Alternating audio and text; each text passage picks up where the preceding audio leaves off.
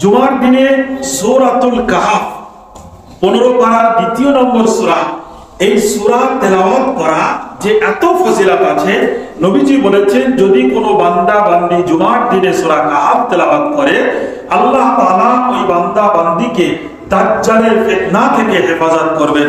সুবহানাল্লাহ। নাহমাদুহু ওয়া নুসাল্লি আলা রাসূলিহিল কারীম, আম্মা বা'দ। আজকে আলোচনার বিষয় হলো জুমার নামাজের ফজিলত।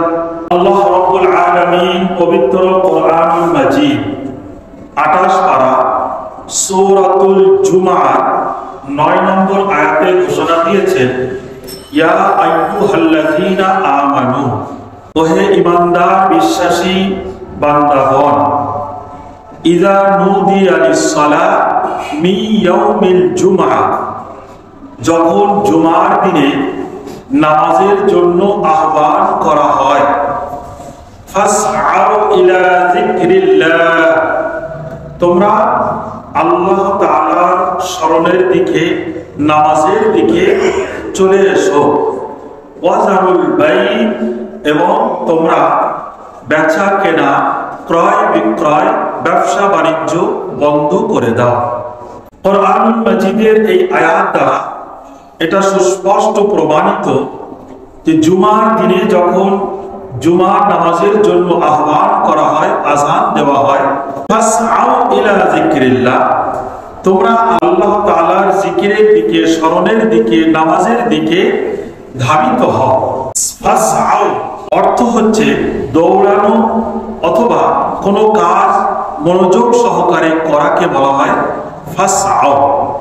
তো এখানে মুফাসসিরিন কেরাম এই আয়াতের ব্যাখ্যা করেছেন, ফাসআউ অর্থাৎ জুমার নামাজের জন্য যখন আহ্বান করা হয় তখন তোমরা জুমার নামাজের জন্য প্রস্তুতি নাও, সমস্ত রকমের ব্যবসা বাণিজ্য, কেনা বেচা, লেনদেন, ক্রয় বিক্রয় সব বন্ধ করে দাও।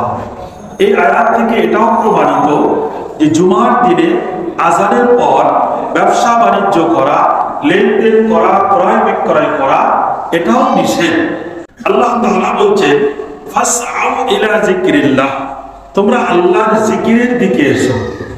মুফাসসিরিন কেরাম ইবনে কাসির রাহমাতুল্লাহ আলাইহি মারিফুল কোরআন এই সমস্ত ব্যাখ্যা গ্রন্থে তাফসীরের কিতাবের মধ্যে লেখা আছে যিকরিল্লাহ অর্থাৎ ইলা সালাহ ওয়া ইলাল খুতবা, তোমরা নামাজের দিকে এসো এবং জুমার খুতবার দিকে এসো। তাহলে বোঝা গেল জুমার নামাজের যেমন গুরুত্ব তাৎপর্য আছে, ঠিক তদ্রূপ জুমার দিনে যে খুতবা দেওয়া হয় এই খুতবাটা শোনা এটাও গুরুত্ব রাখে, এরও মর্যাদা আছে।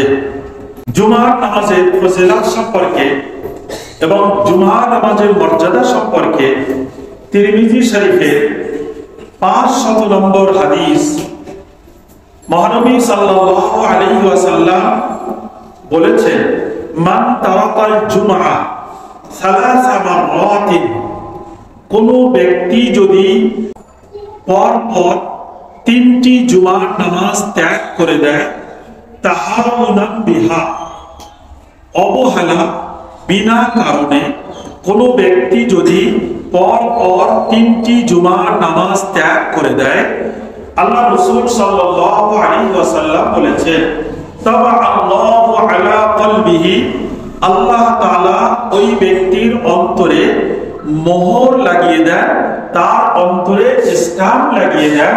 এই হাদিস দ্বারা আমরা এটা জানতে পারলাম যে জুমার নামাজের কত গুরুত্ব, কত মর্যাদা। যদি বিনা কারণে অবহেলায় যাচ্ছি করে যদি জুমার নামাজ পর পর 3টে জুমা কেউ ছেড়ে দেয়, ত্যাগ করে দেয়, আল্লাহ রাসূল সাল্লাল্লাহু আলাইহি ওয়াসাল্লাম বলেছেন, তাবা আল্লাহু আলা কলবি, আল্লাহ তাআলা তার অন্তরে মোহর লাগিয়ে দেন। আল্লাহ তাআলা আমাদের সকলকে জুমার দিনের গুরুত্ব এবং মর্যাদা অনুধাবন করার তৌফিক দান করেন, আমিন। জুমার নামাজের ফজিলত সম্পর্কে আবু দাউদ শরীফের 961 নম্বর হাদিস, قال النبي صلى الله عليه وسلم খায়রু ইয়াউমিন তালাআত ফীহি শামস ইয়াউমাল জুমআ, সূর্য উদিত হয় যে দিনগুলি, সেই দিনগুলির মধ্যে সর্বোত্তম দিন হচ্ছে জুমার দিন। সুবহানাল্লাহ। ফীহি খুলিকা আদম, এই দিনেই হযরত আদম আলাইহিস সালামকে সৃষ্টি করা হয়েছিল। ওয়া ফীহি উখরিজা মিনহা, এবং এই দিনেই হযরত আদম আলাইহিস সালামকে জান্নাত থেকে বার করা হয়েছিল। ওয়ালা তাকুমুস সাআ ইল্লা ফি ইয়াউমিল জুমআ, এবং কিয়ামত সংঘটিত হবে জুমার দিনে। জুমার দিনের ফজিলত সম্পর্কে ইবনে মাজাহ শরীফে 1384 নম্বর হাদিস, قال النبي صلى الله تعالى عليه وسلم إن في الجمعة ساعة, জুমার দিনে এমন একটি মুহূর্ত, এমন একটি সময় আসে, লা ইয়াসআলুল্লাহাল আবদু ফীহা শাইআন ইল্লা আতাহুল্লাহু ইয়্যা, আল্লাহর কোন বান্দা বান্দী যদি সেই সময় আল্লাহর কাছে কিছু চায়, দোয়া করে, আল্লাহ তাআলা অবশ্যই তার দোয়াকে কবুল করেন। সুবহানাল্লাহ। তাহলে এই হাদিস দ্বারা আমরা জানতে পারলাম যে জুমার দিন সমস্ত দিনের মধ্যে উত্তম দিন, সাপ্তাহিক 7 দিনের মধ্যে উত্তম দিন হলো জুমার দিন।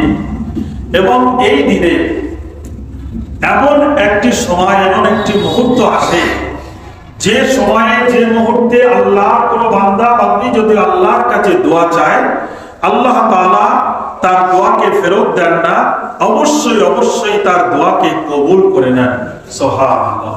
জুমার নামাজের ফজিলত সম্পর্কে বুখারী শরীফের 837 নম্বর হাদিস, قال رسول الله صلى الله عليه وسلم, বিশ্ব নবী সাল্লাল্লাহু আলাইহি ওয়াসাল্লাম বলেছেন, মান ইগতাসালা ইয়াউমাল জুমআ, যে ব্যক্তি জুমার দিনে গোসল করলো, গোসলাল জানাবা, নাপাক থেকে পবিত্রতা হাসিল করার জন্য যেমন ভাবে গোসল করা হয়, ঠিক জুমার দিনে সেরকম ভালোভাবে গোসল করলো।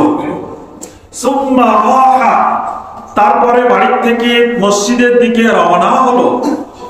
ফাকাআন্নামা ক্বাররাবা বাদানা, ওই ব্যক্তি যেন আল্লাহর রাস্তায় একটি উট কুরবানি করার সমপরিমাণ সওয়াব পেল। জোরে বলুন সুবহানাল্লাহ। তারপর নবীজি বললেন, ওমান রাহা ফি সাআতি সানিয়া, তারপরে যে ব্যক্তি আসলো, অর্থাৎ দ্বিতীয় নম্বরে যে ব্যক্তি আসলো, ফাকাআন্নামা ক্বাররাবা বাকারা, সে ব্যক্তি আল্লাহর রাস্তায় একটি গরু কুরবানি করার সমপরিমাণ সওয়াব পেল। সুবহানাল্লাহ। ওমান রাহা ফি সাআতি সালিসা ফাকাআন্নামা ক্বাররাবা কাবশান আকরানা, তারপরে তৃতীয় নম্বরে যে ব্যক্তি আসলো, সে ব্যক্তি যেন আল্লাহর রাস্তায় একটি শিংওয়ালা দুম্বা কুরবানি করার সমপরিমাণ সওয়াব পেল। সুবহানাল্লাহ।